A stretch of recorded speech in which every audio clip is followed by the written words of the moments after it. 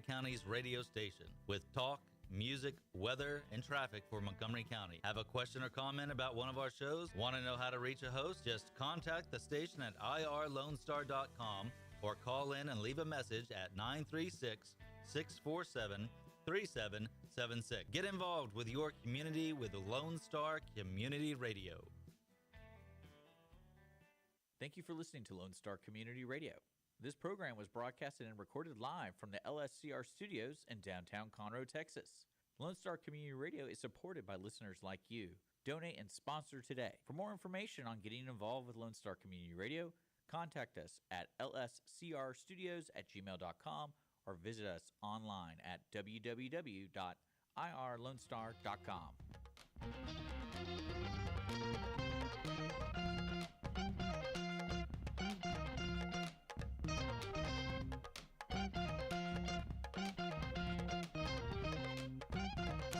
Good afternoon, everybody, and thank you so much for joining us on the Cindy Cochran Show.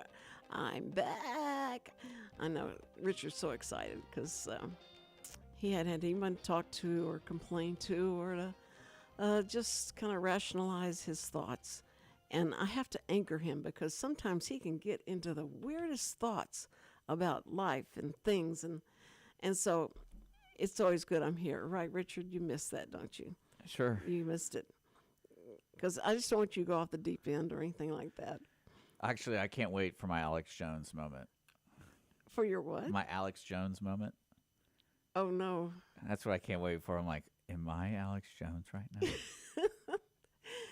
Oh, that guy is crazy. I like it. He's always been that way, though. Oh, man. And I didn't know who they were talking about. Finally, I tuned in. I go like, what is he talking about? What's great is like if you look up Alex Jones, Austin Public Access, it is classic. Because that's where he started. That's where in Austin, yeah. On the Public Access channel. Mm-hmm. And then he was known in the area to be like, drive around and be on a loudspeaker and just start yelling about the government. And there's a great movie. It's called Waking Life. It's really cool. It's one of those movies where the director, Richard Linklater, filmed it, but then he processed it into art.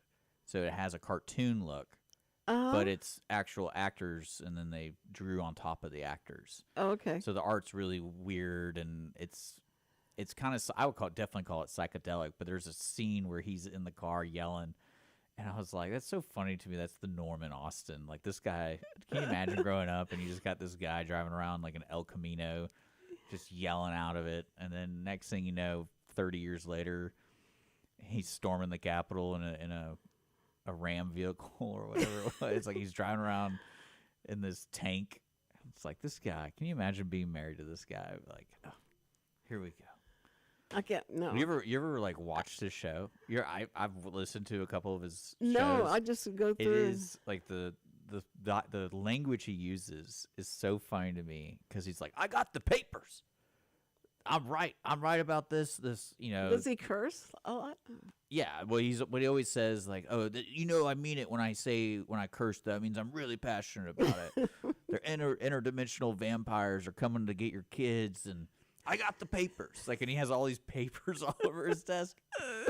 And I'm sitting there going, I was like, is this schizophrenia? Well, it's like after midnight, the radio show that would come on, they'd talk about Coast to Coast. It's called Coast to Coast. That was great too. Is that the one where the people being kidnapped? Oh, they talk about all sorts of stuff. I think one time I was listening because my brother, he used to do. What do you call it? I just went blank.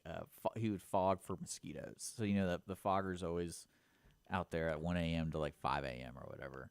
So I would ride with them during the summer because I didn't have school, and we would listen to that. I'm trying to remember, like one of them was about bears and how bears are a sign of alien activity. And I was sitting there going like, what? Like bears? Yeah, and all these people that would come on and do great. And say what happened to them, and you're like, oh, that cannot be true. That can't be true. Well, that's what I mean. Alex Jones, just look up Public Access. It's so good. And then another thing to look him up, he did. What was it called? I want to say it was in California. It was like the Secret Society of the Owls. Where You did like, that on the radio? well, he did like a documentary of it where he snuck in a camera and got access to the secret society, and they're burning like effigies of like different animal gods and stuff like that. And Oh, my apparently word. there was Congress people there and all like. And I was sitting there going like, I bet he loved doing that, and then he got kicked out. Of the Can you society. imagine? You look back at all the different underground things that were going on, and like then the Nazis came over and they were gonna, they building all these clubs and stuff, and they were getting like the Illuminati more and more kind of people. thing? Yeah. And Well, that's what I love about the Shriners today.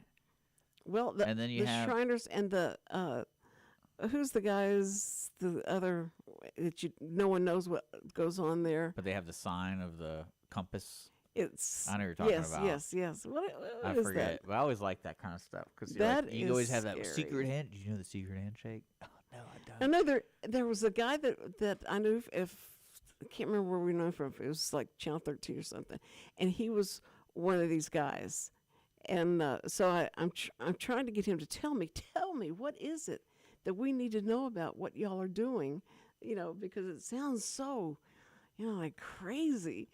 And he said, I can't tell you anything, and you shouldn't ask me more than once, and that's it. Don't ask me again about it. And so I'm like, well, if you're going to be serious about it, fine. But it was scary, and people really think these people are building something that's going to, overcome the world. Yeah, sweet. I wish I was in that kind of stuff. You wish you were in. Yeah, Something that'd be like that. cool. But I think okay. I think I would have a great time listening to somebody talk about how they're going to control, Masons. baby formula so we can control the population. And I'm like, what are we talking about? It was the Masons. Yeah, Freemasons. Freemasons. That was it. And I remember they had those I think little, that'd be great. little clubs, and they had. Oh yeah, they had like the sign above the door or whatever, Yeah. and it's like, oh, it's And it was about the dollar bill, and like it's 6:30, and the eye of yes, Cochran has been viewing us tonight. yeah, and you look at the dollar bill differently, Yeah. after people talk about what they're really doing, and my dad would love the conspiracy stuff, and he just would I love talk it too. about it. I'm He all just- about it. Oh, it was, but the 70s. It was so funny. You said something like, who was the guy? Maybe you meant Peter. His name was Peter. He was an artist. He was a real famous artist. And St. Peter. do you know? How long ago did this man live? Well, this was in the 70s. Okay, so Late this is- 70s. Okay, I have no idea what you're talking about. You weren't. Do you know who I'm talking about? I just said I have no idea what you're talking about. I can't remember his name. Anyway, he came to Channel 13, and he was on as a guest. And so I went in the green room, and he had all these different posters. And so the girls were coming in and having him sign the posters. He's And- an artist. Yeah, he was an artist, Peter or something. He was real famous, and he did. Shouldn't look up famous Peter, by the way. Don't look that up in Google. I'm just letting you know right now. That's what I was accidentally typing. Yeah, yeah, I did. Was it Peter Max? Peter Max, that's right. Yeah, don't look up famous Peter. Oops. Oh, that yeah, was great. Okay, we have to edit that out. Okay, Oh, you even had a postage stamp. That's kind of cool. yeah. So anyway, they're doing all that, and then I'm standing there, and he said, "I saw you doing sign language. You do this, yeah." And he said, "Here, let me give you a poster." So he signed it, and they gave it to me. Now I had no idea who this guy was, no idea whatsoever. I just came in there to tell him that it's like 10 minutes before he was getting ready to go on the air, and so he gave it to me and rolled it up, and I took it, and I put it in the back seat of the car, which is like it'll never be seen again. But I took it out and laid it somewhere, and somebody came in and went, "Where did you get this?" I said, "He was on the show on Dining for Dollars," and they said, "You met him?" And they thought he was just such a great thing, but it was. I didn't know who he was, so it didn't mean anything to me until later when they said, if anybody has anything of these different artists and different people that were famous in the 70s that they could make a lot of money off of, reselling, selling this to That's people. how old stuff works. I know it, except for people. But it was something that was just, if you don't know the person, like if it was Paul McCartney was sitting there, and I had no idea who the Beatles was and who they were, and I just came in and said, "You got about 10 more minutes left. Do you need anything?" He's like, "No," and then I leave, and I don't think another thing about him. And then he gets on the air, and you realize who you were just talking to. Yeah, I get you. And so it's so you're not overwhelmed by their celebrityism until you find out who they actually were. You know who I thought was the coolest person that I ever met at Channel 13 was the lady who played on Gone with the Wind. Scarlett O'Hara? No, the one who go, "I don't know nothing about birth and babies." Did you ever see that part? Did you see Gone with the Wind? Talking about the maid? I don't know nothing about birth and babies. She was a maid, and She won an Oscar for that. I forget her name. No, the head maid did, but she was just like one of the little servant girls, and so, but she stole Or that slave show. girl, People you mean? really, huh? You mean slave girl? She was no, she was. I mean, I She think that. worked in the house. Yeah. But Oh, anyway, there's a big difference back then. I Yeah. forget. Okay. That's right. So, but anyway, she was so funny, and she really spoke like that. Her voice was really like that, and her eyelashes kept trying to come off, and I kept trying to help her put her eyelashes back on, and she was just so talkative. But I was just sitting there thrilled that this is the person I saw that was in Gone with the Wind, and I wanted to say, could you just say that line for me just one time? But I know probably a lot of people do that to people and say that famous line one time. Of course, Jimmy Fallon would ask people, say, just let me hear you say, Yeah. like, I think Matthew McCullough. All right.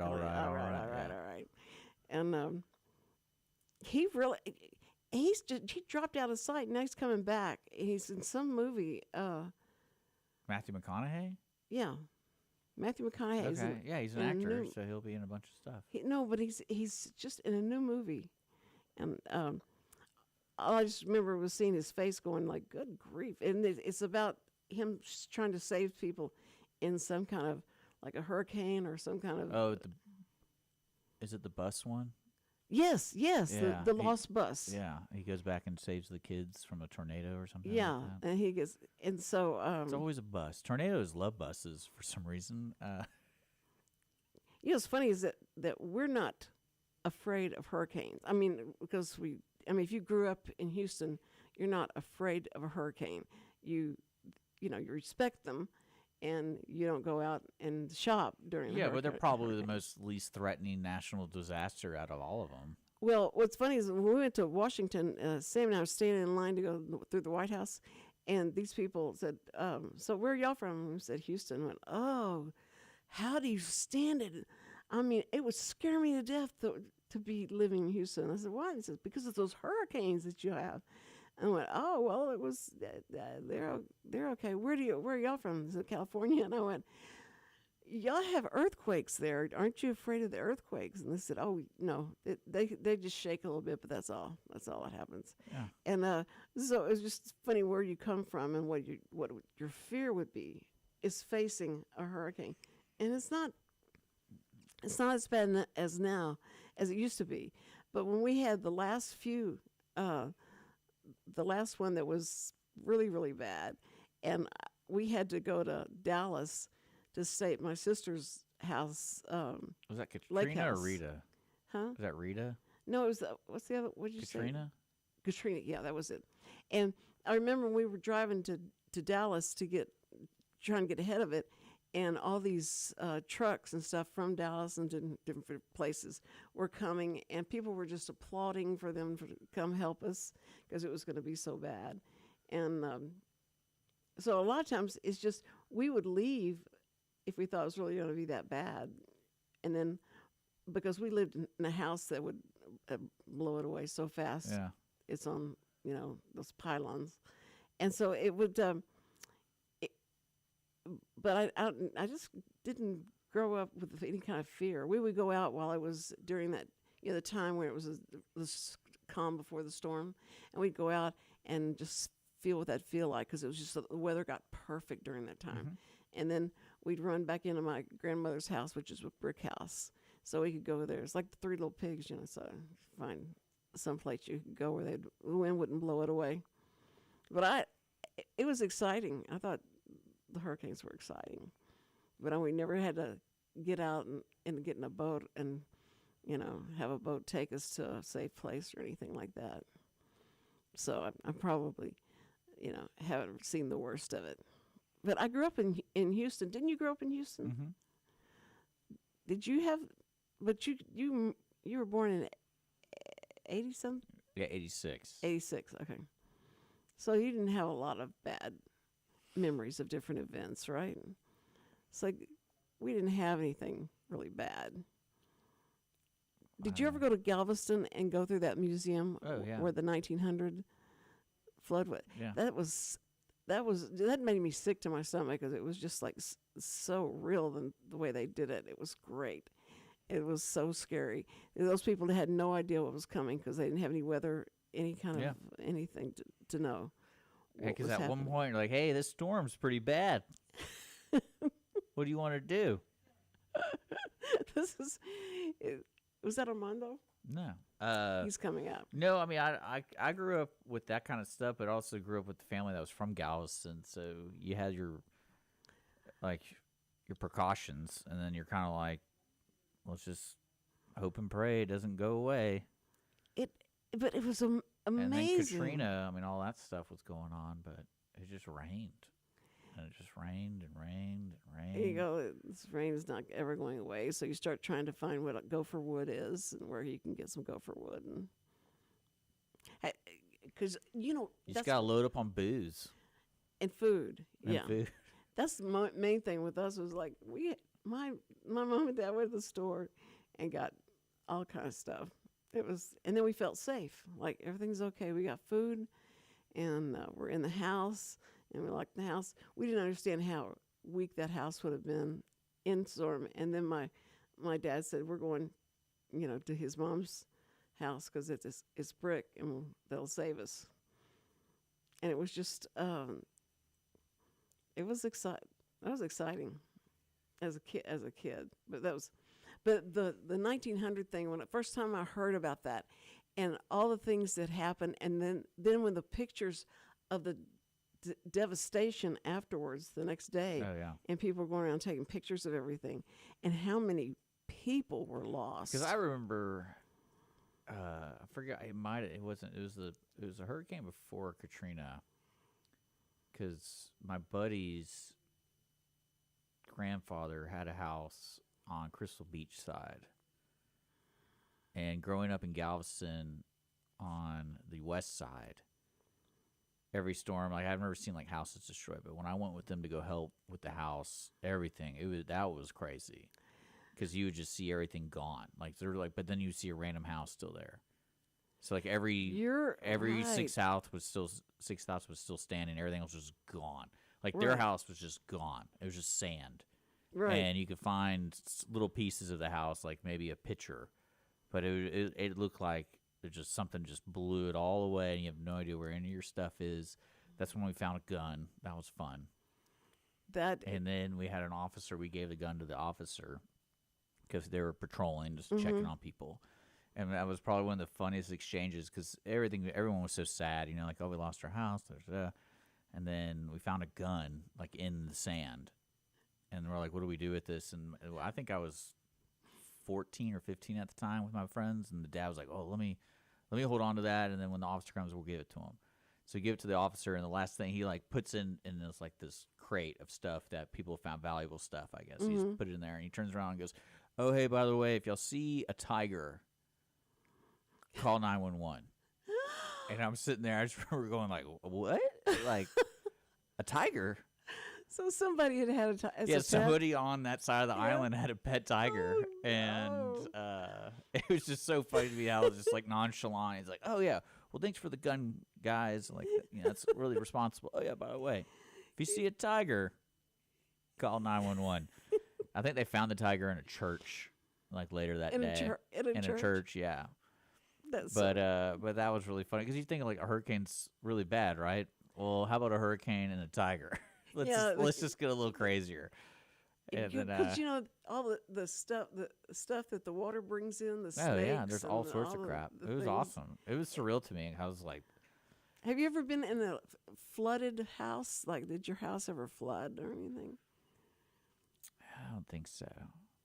I mean, I've seen pictures of friends' houses, or like my favorite one was do you know where Wolfie's is? Now Yeah. it's called like the Lake House or something like Yeah. that. Yeah. I remember going there with friends, and the storm, it was building up. The water was building up in the lake, and it got to the point where you could see the wave. There was enough wave action where the water was coming up on the patio, and this is while we're eating there. And I'm sitting there going like, is anyone like at least a little alarmed about this? And because at one point you got to shut off the gas and everything, right? And I think later that day we left, and then someone posted a picture like 6 hours later, and it was like in the building. And I was like, that's so weird. Man, we were just having lunch there. They had to evacuate. It was that's what I've never been in anything like that, because the houses were they were on those On stilts. concrete. Yeah, Yeah. it wasn't a stilt though. It was just concrete. Yeah. It's where you could crawl under it, and we'd crawl under the house during the summer because it was cooler there, because that's where the dogs went. We didn't know why the dogs all went under the house. It was because it was so cool Yeah. during that, and that was. I mean, I think about that now. That was kind of scary that you could crawl under your house. It was weird, but Pecan Park. We were like 20 minutes from Galveston, I think, in the east end side of town. And so everybody would panic whenever a hurricane would come in, thinking that we were going to get it really bad. And but it seemed like there was like a lot of hurricanes a long time ago. Whenever I was like younger, like it was like all the time we were getting hurricanes, and now it's not. So Well, I think also, I imagine between that period when you were, the horse and buggy period to today, I imagine the definition of a hurricane has changed. Because now it's like, because then you had TV. Then the TV came along, and now people were being able to moving get, pictures. Yes, moving pictures. I can't believe that. And if you wanted it in color, there was a light that had red, blue, and it would turn in the back of your TV set, and you thought you were watching color. But TV. no, I think that's probably why you don't hear it as much, because back then it was like, oh, there's a storm and it's large, so we're called a hurricane. Yeah. But now it's like, oh, we downgraded to a tier 2 tropical storm. And then there's another word recently. It was like it's not tropical storm, it's not hurricane, it's like tropical measurement or something like that. I was like, who comes up with these names? I know what you're talking about, because because the kids were learning the different names of hurricanes, like the level. Now it's this, and now it's that, because it's now been upgraded, and the 5. Whenever they started naming like a tornado, it was a tornado is like you number it, right? Like it's a 5 tornado. Isn't that right? You number. Well, there's like category. The cat 5, cat Yeah. 5, cat 4. Yeah, that's right. Like there's typhoons. Yeah, and that's the typhoon was like what? Severe tropical cyclones. Tropical storm. Yeah. Was it a typhoon that came through Galveston 1900? I don't know. I mean, the category just simplifies it, because like basically category 5 is anything greater than 155 miles an hour. Okay. And then category 1 is anything between 74 and 95. Can you imagine 155 miles an hour? Wind. That would be. That'd be insane. I mean, that's well, not probably enough to blow me away, but I mean, if to pick you up and take you off. Because I want to say at like 100, your windows can get blown out. So how much would you weigh? What it would have to be the wind miles per hour, I don't or how know. much you weigh for me to take I you don't off? know. So many of those, I can remember working in television stations, and the reporters want to go out and do it because they want to stand out in the rain and hang on to the poles, and that would make them famous. And At least 70 miles an hour is the normal potential of knocking you over. when is hurricane season in September? Is it now, or is it Or past? 120 will pretty much knock you out. Has hurricane season passed? I or have is no it idea. I think it's kind of like crawfish season, where it's like an imaginary season, and then like they have no excuse when one pops up randomly out of season. They're like, "Oh, we didn't really expect that." I don't really know. I know there is. I think it starts like in May, and then ends like in November or something like that. Well, what's But then bad? every year, everyone tells me it's different because it's like, "Oh, this is the hottest it's ever been on December 14th," and I'm like, "Yeah, weather's kind of crazy." I It's remember probably the having, moon. It's all probably because we landed on the moon and the moon got pissed. we had the Just air that little conditioner on. nudge. We had the air conditioner on all the time at our house. It could be summer, winter, or whatever, and we always had the air conditioner on. And I never seemed like it ever got cold enough or hot enough. And then when I was about 8 or 9 years old, my girlfriend who went to a Catholic school said, "You know that we're burning up because the sun's getting closer to us." And I went, "What?" And we're on a swing set. Yeah, we talked about that, the ozone. Yeah, and I said, "Ugh, what do you mean?" She says, "Yeah, we're going to burn up because the sun's getting closer to us." And I went, "Well, what are we supposed to do?" And she says, "I think we're supposed to go inside and stay inside and not look at the sun because it's getting too close." Yeah. And so I said, "Who told you that?" And she said, "The sisters told us that." So I went, "Okay, all right." So I didn't understand that at all. I thought that was Yeah. strange because whenever I was little, real little, my mom let us go out and play with just our underwear on, Yeah.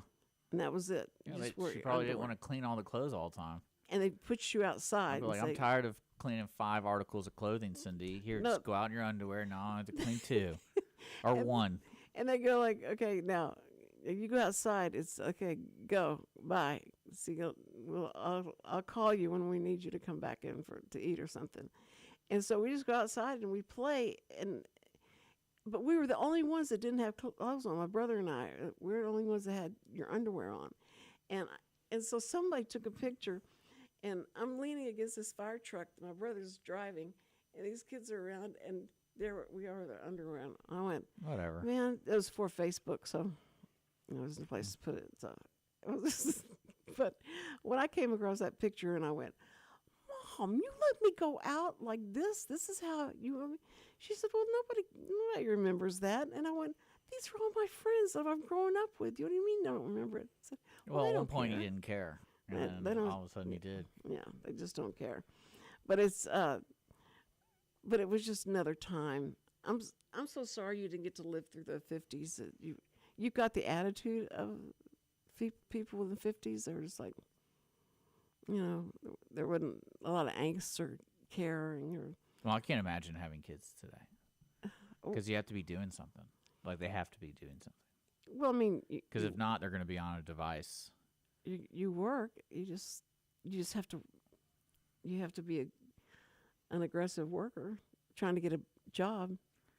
And I don't remember like the Depression. I mean, that was in the was it 30s? 20s and 30s. Yeah, I don't remember that, but they talked about it a lot. Yeah. Like how horrible it was, and people didn't understand that you That's couldn't. probably where the word depression came from. It Because probably everyone had it. everybody had it. They went through it. But I remember my mom. They would make spaghetti, and they make whatever they make, and they'd use lard, and they Yeah, and everything. because it was They so. use lard and everything. Yeah, it was. I don't know why we all don't die around 30 years old because of Well, how lard's much not that bad. lard. Depends how you Yeah. process it. But I mean, it's also one of those things that like, because the depression, I kind of wanted to know. I would love to talk to a historian about this because when I think of the depression, I think of the stock market crashing, right? But then for some reason, when you see, or if you read John Steinbeck and you see the pictures, it almost like there was a famine. So it wasn't just the stock market crash. It's Right. like even the weather didn't agree with what was happening Right. in the United States, where no one could grow anything. The The dust droughts, storm and and but I don't know if that's really true or not. No, it was. Oh, so that's what kind of blows my mind. Is like, because you think the survivalists out there would be okay regardless if it's a depression or not. But when you think about the pictures, it's like every picture I saw was just dirty.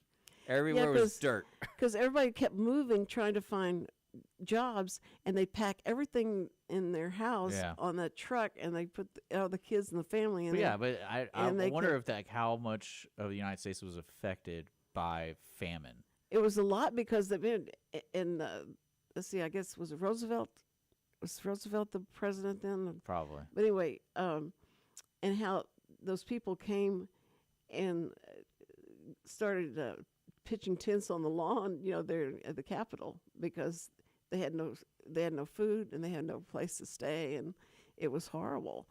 And so it was But what are the odds of that happening after the stock market crashes? It's like, oh, by the way, there's a drought.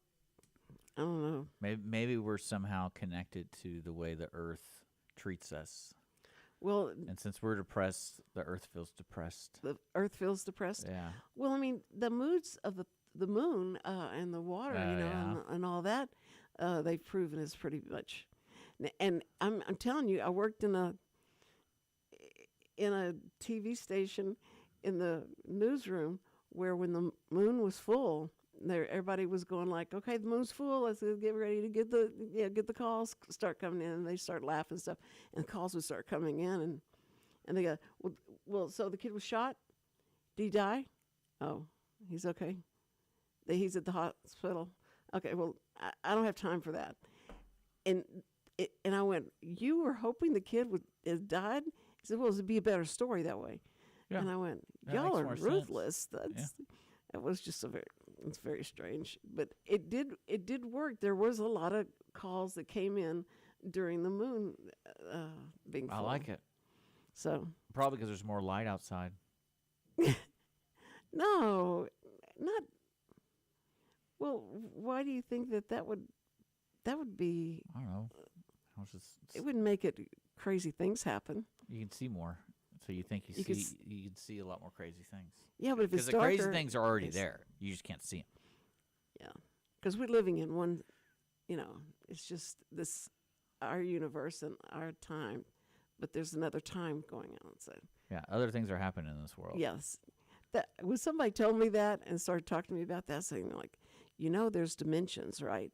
And so inner dimensions and outer dimensions. We're in one dimension, and there's another dimension, and another life is going on somewhere else, because, there's too many people, Well, then they kind of freak you out because they're like, what do you think dreams are? That's you entering the other dimension. The dreams are the best subject matter to talk about, because I got to meet the guy that wrote the book on dreams, and he came. You mean there's one guy who wrote the book on dreams? Way back then in the 70s, and everybody had psychedelic dreams, but this guy, those are great. Would he broke it all down scientifically? What is going on? Why you dream? Why do you dream of you naked in front of the school?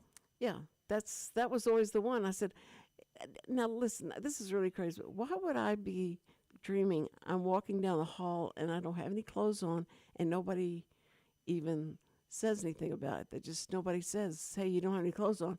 And I'm walking down and I'm trying to find my locker, and I can't remember where the locker is. And what's interesting, I always thought when you have dreams like that, it's almost like our subconscious is trying to remind us of those feelings of like embarrassment or failure, because it's like, your body's trying to balance itself out, because you can't have the sweet without the sour kind of thing. Mm-hmm. I always thought about that, because especially when you have like the dream where you're late to school and you get there and you have a test and you didn't remember there was a test, and you're like, oh, I didn't prepare, and then you have that feeling when you wake up, you still for that half second feel emotionally sick. You're like, oh, am I late to school? Yeah. Well, my favorite is when you're doing the school and you wake up and you still think you're in school. Like, you're like, oh, I got to get up and go to school. And you're like, oh, wait, I'm 39 years old. I don't have to go to school. And then you're like, oh, thank goodness. That is. See, But I always thought that's when you have those dreams, it's your body trying to like rebalance itself, because it's like, hey, we're gonna throw this curveball at you because you haven't felt sad in a while, Well, or when- you haven't felt happy, or when someone told me that, your body puts you to sleep, and you use the dreams to distract your body from moving around too much, because the body's trying to heal itself, and it's doing work, and it's trying to work on things that are so like going wrong with you. here's a movie to watch. Huh? It's like your body's saying, here's a movie to watch. Yeah. Because I always wonder too if somehow you could take a pill or do something where you can remember every single one of your dreams. Because a majority of people, because you're like, oh, you might have 100 dreams in a night, and time is different in dreams. And That's right. There's second. That's and- right. But it's like It's I like was like, man, what happens if you took a pill and you could remember every single dream? So every day you wake up, you have all these memories of things that probably never happened. And then when do you start becoming confused in the real waking life? You're like, is this a dream too?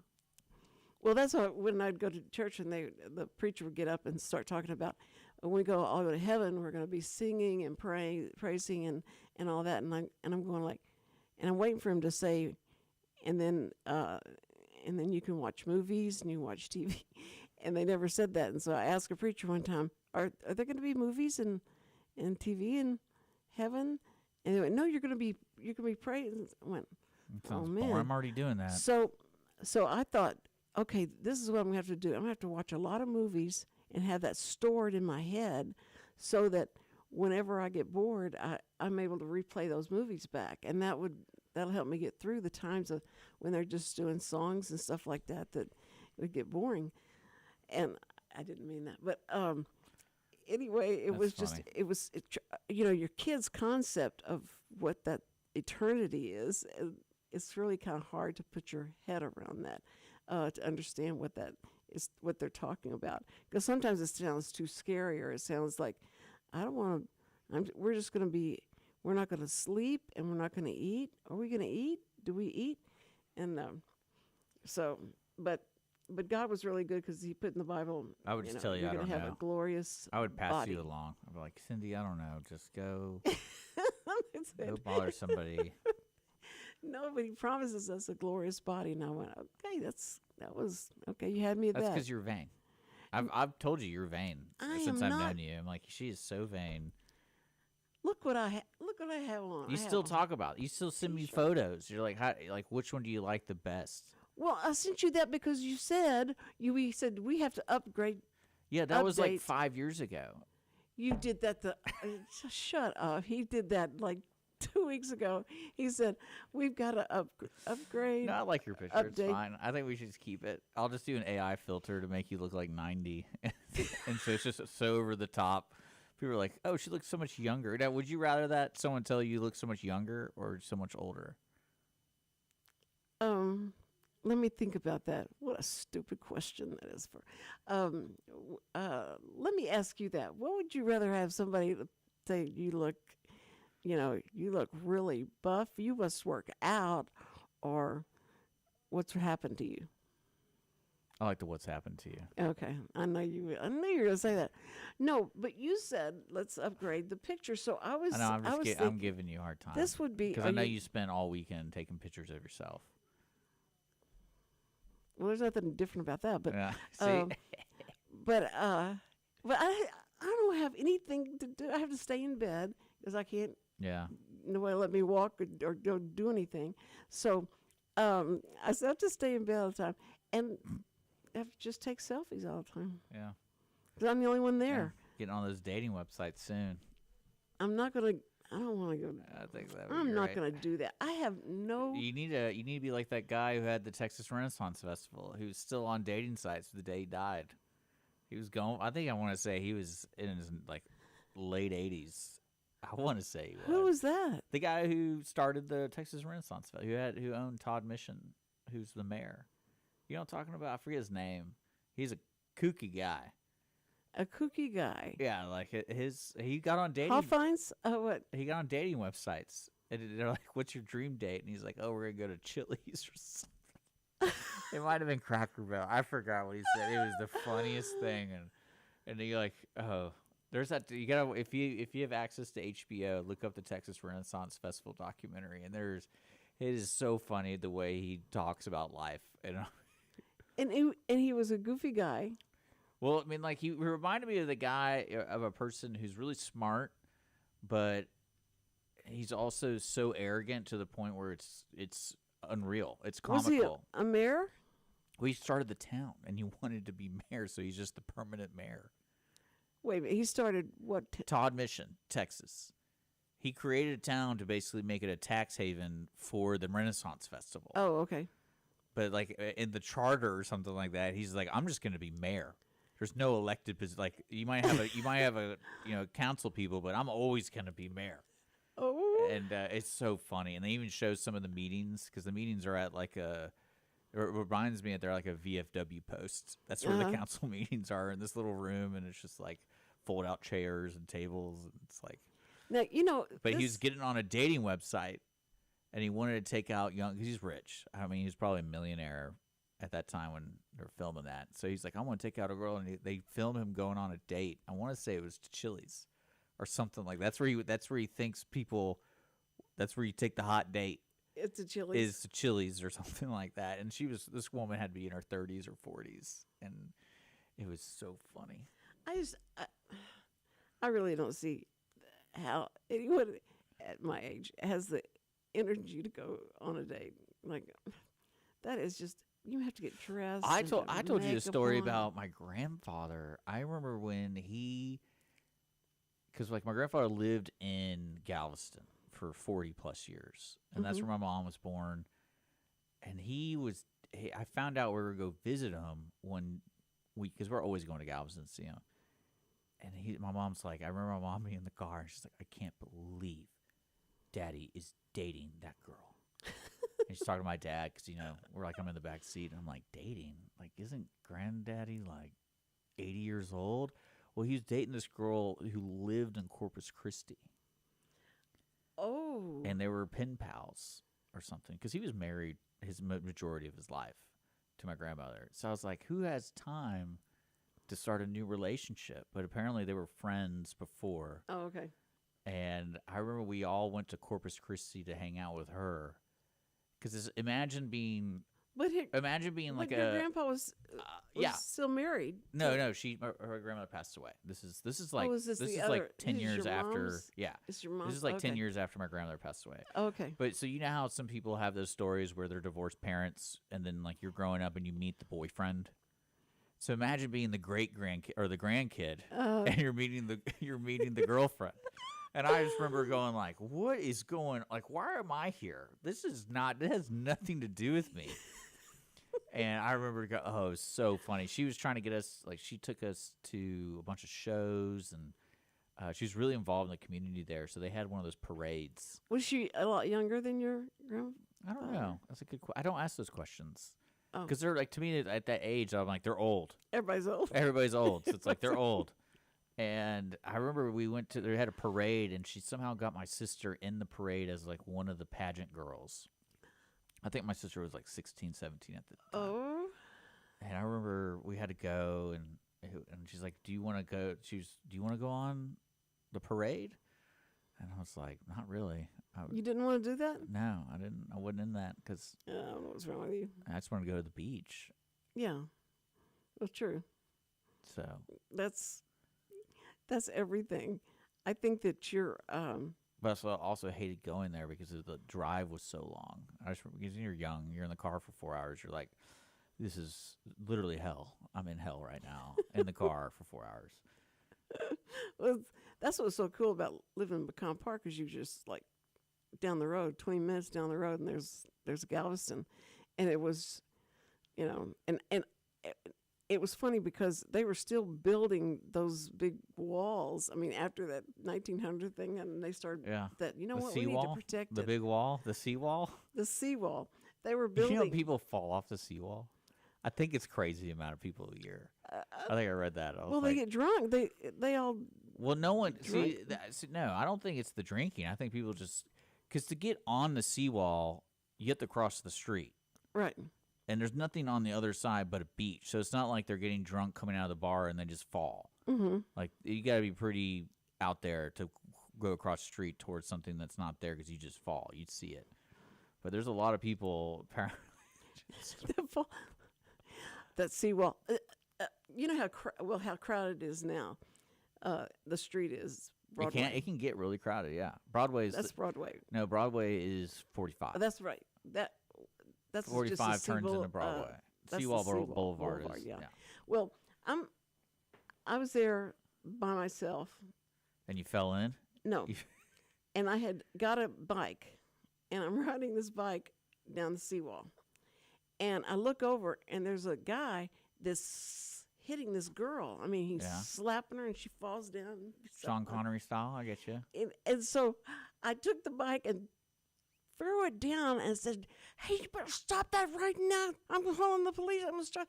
I never looked. I was just watching him hit her, and I never looked. And you threw it off, yeah. At the street, and I ran across the street up to him, and he's got her by the. He said, "You better get out of here. You get the same thing." And just about that time, here comes the security officer for the apartments that they were in, and then he took off and started running. And I said, "Are you okay?" And she said, "Yes. You didn't have to do that." He's going to hit me worse later because of you. Wait till he comes and sees me later. And I said, I'm sorry. I'm sorry. It was a stupid, I understand now how stupid it was to do that. But I couldn't believe there was no cars coming across there. I'd have been hit, but it was just, God said, "Okay, get over on the other side, and maybe he'll run." But I would do that, and the kids would get so mad at me because people hitting somebody or doing something or having a fight or something, and I stopped the car and get out like, I'm gonna stop this. This is not right, and I'm gonna stop this, and not feeling like, you're gonna get killed. Somebody's gonna just, they're usually just shocked. He did promise that you're gonna get some too. I'm gonna get what? Didn't you say the gentleman goes, if you come over here, you're going to get some of this too? Yeah. He did promise that. Yeah, good guy right there. He shares the wealth. Yeah, he was holding her after her bleeding through her nose and stuff. It was just horrible. Yeah. It was a horror. And then you had to get your bike awkwardly. And I don't know what happened to that bike. I don't even remember. I think because I remember I don't remember what happened to the bike. I made the grave mistake because I used to cycle a lot. My cousin, we would go to Galveston and we'd cycle from where was it? It was Jamaica Beach all the way down to like 24th Street. Oh wow! And we would go in the early mornings because no one was up, and we'd do the seawall. We'd hop over and go on the seawall, and then going back. One time we stayed in town for a little bit. We had breakfast, and we were just, enjoying the day. And then when we're trying to cycle back, there's so many people on the seawall. It's walking, yeah. And then the people opening the car doors. And I'm sitting there. I told them, I go, this is like we're going through a minefield, man. And like the only exit we have is going over the seawall. This is terrible. And so we went. There's a street parallel at one point with the seawall. It's called Stewart Street, and then Stewart Road. And so we got on Stewart Road. Why didn't y'all get on the other side of the? Because that's where all the businesses and everything are. So. But was it as crowded? Because the seawall is just one continuous walkway. Right. If you go on the other side, you have to go through the lights, and you have to do all that stuff. There's no light. You don't have to stop for lights on the seawall. Yeah, you're right. And so we got on Stewart Road, mm-hmm. and then I realized very quickly that the people who use Stewart Road are the 18-wheelers because they don't like being on the seawall. And so I'm getting passed by 18-wheelers, and I'm like, this is insane. We're going to get killed. Yeah. Oh, my grandmother was like, y'all shouldn't have stayed past y'all right when y'all got there at 6 a.m. Y'all should have came right back. And I go, yeah, lesson learned. That was a good lesson. Because that was like a 7-hour, or not what, 7 hours. It's more like a 5-hour ride, but it was exciting. That's for sure. That is crazy. That's like, I mean, you know what? Well, let's see. You grew up. Where'd you grow up? And where were y'all living when you grew up? like was it The Galleria area. the Galleria area? You know where you wouldn't know where Time Warner was, but I left my house in the Woodlands and rode my bike. No And way. this is a I'm an adult. I'm like should know better, but I was into physical fitness. And so I got on my bike and rode from from Don White, which was in off of oh shoot, I can't remember the word. It's so long ago. But anyway, it was long enough where it took me 2 hours to ride my bike there. And by the time I got there and got off of that bike, I had ridden on the freeway. I'd gotten up on the freeway and then got off the freeway. That was stupid. And then just Yeah. tried to stay on the feeder. Yeah. And but sometimes you couldn't stay on the feeder. You were forced onto the freeway, and people honking and trying to communicate with me in sign language. Well, that's what I love riding my bike on in Memorial, because I think at one point Memorial, if people aren't aware, there's a great park there, but they had these rules about the flow of runners and bikers and Yeah. stuff. And I want to say at one point they had time, like you can run on this trail between the hours of this and this, and then you can bike on this trail between the hours of this. And I remember we were going to see my grandmother, so we were biking there, and we decided to go Memorial, and all these people were just yelling at us like, "You're not letting me on there!" But we're in a bike, so we're just cruising by people, and they're like, "Hey!" It was Antoine. Yeah. Antoine is where I was living at that time, and took a bike all the way to Tidwell. Oh, that's not the Woodlands. Huh? Antoine is at the Woodlands. Antoine. Well, I mean, what was it? That's what past was it? 1960. Inwood Forest. Inwood Forest is what it was. I lived in Inwood Forest. And Yeah, well, okay, now the story. and- All right, Cindy, and we got a road. guest tomorrow. I do. I'm so You excited. do. Everybody, okay. So just to let people know, because Cindy probably doesn't remember what I told her, because I literally No. just informed her right before the show. Roxanne, Yeah, so yeah, see? Roxanne Moss Yeah. over there from the American Legion in Sam Houston. She's been on my show before. She's a really sweet woman, and she's going to be promoting all the October events, the fundraisers, the fall festivals, the cook-offs. They're doing a bunch I of can't stuff believe the fall festival. over in Yay. Huntsville with the American Legion. Post 95. I always like those numbers Why? because they don't mean anything to me. Oh, But they mean something. Like there's a reason why they called it 95. yeah. Yeah. Kind of like the VFW post 4705. I think that's what it is here. Yeah, but there. I know, but it's like you think they would make it a number where it's like associated with the location. Yeah. But no, it's just No, like, it's just oh, hey, 95. we had a plan to build 20, and this one just happened to be number 18 today, so that's what we're going to call you. So it makes so much she's sense. going to bring in, hopefully, a couple Food? guests. Any food? No, why would they bring in food? Well, because we're gonna be having barbecue and all that kind of Yeah, stuff. next in October. Oh yeah. Well, that would be okay. Then we could tell people, man, this is good. You need to go in October. And Well, I always encourage you to Experience go get your own guests. So you can go. I can give her her phone. Oh, I don't want to give her. wait a phone minute, number. I get don't my want own to. guest. That's what you are supposed to be. That's what I'm doing. doing. And now Okay. you're asking for food. You want me to call the guests and be like, "Hey, bring food." Why? Oh, because you're having a chili cook-off on October 4th. If you want Cindy, Yeah. if you want Cindy to be in a good mood, bring food. I think I would bring Okay. you like a food that's disgusting, Spaghetti with tamales. like in whatever it. that Asian food where they have the chicken still in the egg. I forgot what they call it. It's like it's a delicacy in certain areas of Asia. The chicken. Like the chicken's still the little chick is still in there. I They forget don't what take it's- it out, fry oh, it, no, and you put it back eat, in. You eat the bird. You eat a bird. You eat a like live raw bird. Yeah, like a live bird. No, it's not live. kicking? It's dead. But it's like my brother was telling. Oh. He was. Oh. Oh, it's so funny. But yeah, he had some great stories about when he went to the FBI and then he was doing training with the FBI, and that was kind of like one of those. How many can you eat? kind of like such a high school thing. Oh, or like a, yeah. but like that's what Eating grown men were marathon. doing at the FBI. Ay, Like, ay, God, we ay. could- he said one guy ate like 9, and like right when he ate the 10th, he threw up all these. He's like, it was the weirdest throw up because it was just a little chicken. Okay. Okay. Okay. I was trying to get that out of my Oh, that's great. Thanks. Okay. Anyway. Okay. So we'll see you tomorrow, and we'll talk all the different activities that are going to be happening in October, and so it'll be so much fun. And usually the food is great. Those kind of things. I love that. That's what part I like. Okay. So anyway, first responders, thank you so much for being who you are and how brave you are. And the policemen and the military and teachers and Cindy, I want to tell you how proud we are of you that you're being a substitute teacher today. This is your first day at work. Bye. So we love you. We love you. Okay.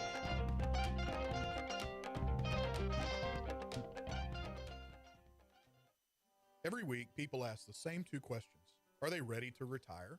Will their savings last for their lifetimes? Hi, this is Chris Wootton with Wootton Financial Group. Our firm has been in Montgomery County for decades, but the hopes and dreams of the people we serve never change. We help answer these 2 questions and many more that people have about their uncertain financial future. We have a simple introductory client experience that allows us to get to know the client and includes a few meetings for the client to kick the tires at no charge. We provide a concise, 1-page summary that helps the client get a better handle on which questions are the right questions for them. To learn more about Wootton Financial Group's process in helping their clients to a clearer financial future and to see their contact information, visit Cindy Cochran's show page on irlonestar.com/TCCS. Wootton Financial Group is a proud sponsor of the Cindy Cochran Show. Wootton Financial Group is available by phone at 936-449-5952 or visit them on the web at www.woottonfinancial.com. That's www.woottonfinancial.com.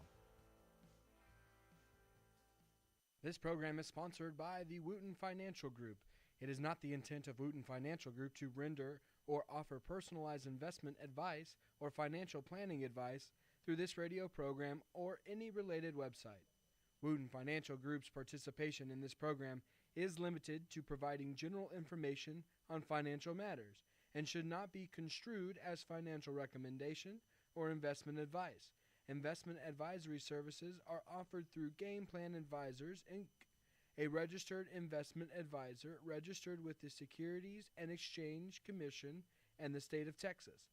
Insurance services are offered through Wootton Financial Group, Inc. Game Plan Advisors and Wootton Financial Group, Inc. are affiliated through common ownership, and neither firm is affiliated with The Cindy Cochran Show. No listener should assume that any information presented and or made available on this program serves as the receipt of or a substitute for personalized individual advice from Game Plan Advisors, Wootton Financial Group, or any